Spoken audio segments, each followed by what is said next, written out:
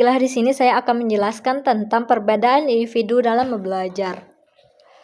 Perbedaan individu dalam belajar adalah variasi atau keunikan yang dimiliki setiap peserta didik dalam memproses, menerima, mengelola, memahami, menerapkan informasi melalui kegiatan belajar. Setiap individu membawa karakteristik pribadi yang berbeda, baik dari segi maupun intelektual, gaya belajar, motivasi, minat, maupun kondisi emosional dan lingkungan sosial. Keunikan tersebut menyebabkan setiap peserta didik secara kecepatan dan bereferensi belajar yang tidak aman.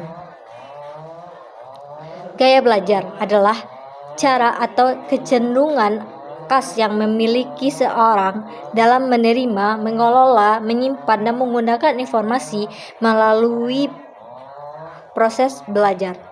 Setiap individu memiliki gaya belajar yang berbeda, sehingga motivasi atau mode penyampaian materi yang efektif sebagai salah satu peserta didik melalui efektif bagi peserta didik lainnya.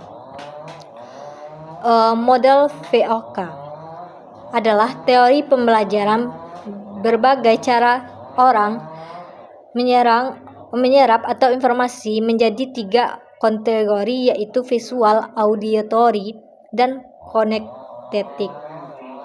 Gaya belajar visual mengandalkan indera penglihatan. Ciri-cirinya seperti mencatat, membantu dengan beresentasi visual dengan melakukan berbagai gambar atau contoh tulisan. Yang kedua itu gaya belajar auditory, yaitu lebih mudah memahami materi melalui pendengaran. Ciri-cirinya itu seperti senang diskusi, mudah mengingat, serta menanggapi dengan pendengaran atau suara. Selanjutnya itu gaya belajar kinestetik, mengandalkan gerakan atau fisik dan pengalaman langsung. Ciri-cirinya itu seperti bergerak melalui praktek langsung, mudah memahami konteks belajar. Siswa beresiko. Siswa beresiko adalah peserta didik yang memiliki kemungkinan tinggi mengalami kegagalan dalam pendidikan, baik secara akademik, sosial, maupun emosional, karena adanya faktor-faktor yang tertentu yang menghambat proses pembelajaran mereka.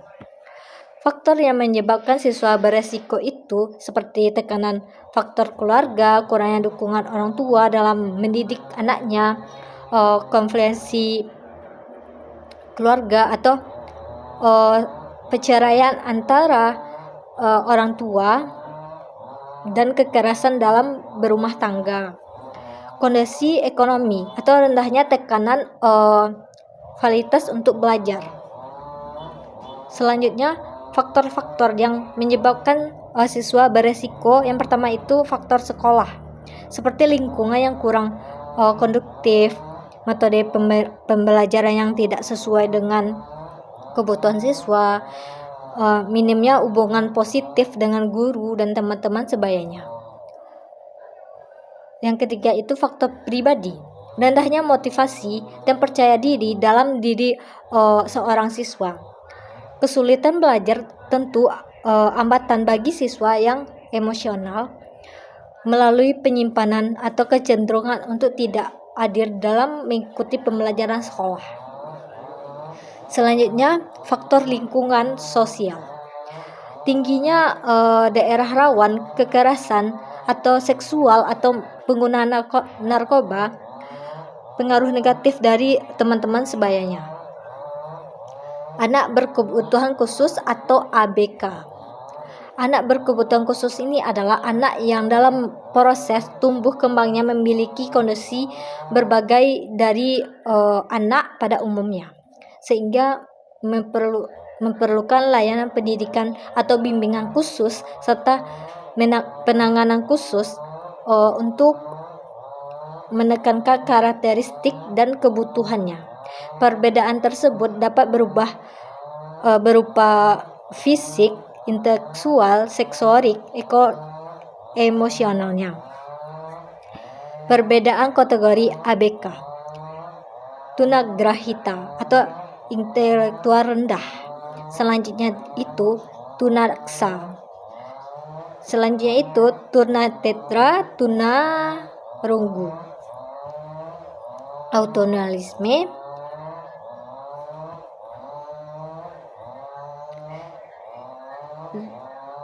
bentuk pendekatan pembelajaran berdasarkan keagamaan. Pelajaran direferensi yaitu seperti konten-konten kayak konten-konten atau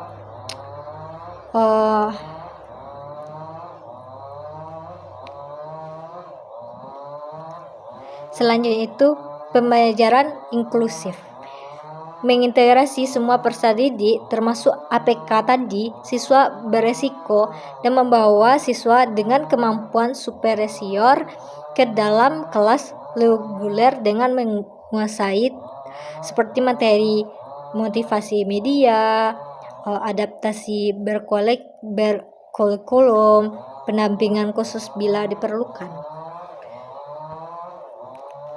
Kesimpulan dari materi dari individu dalam pembelajaran adalah merupakan aspek penting yang harus diperhatikan dalam proses pendidikan serta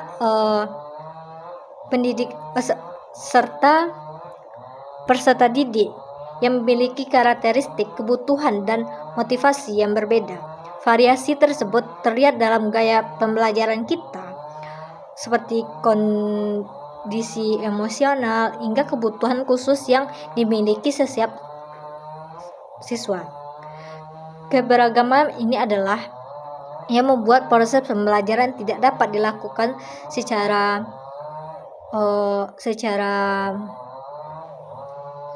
individual dalam pembelajaran, akan membantu menciptakan proses pembelajaran yang lebih adil, efektif, dan induktif. Pembelajaran yang sesuai dengan kebutuhan tiap individu hanya meningkatkan hasil pembelajaran, tetapi juga mendukung perkembangan nasional, emosional peserta didik secara keseluruhan.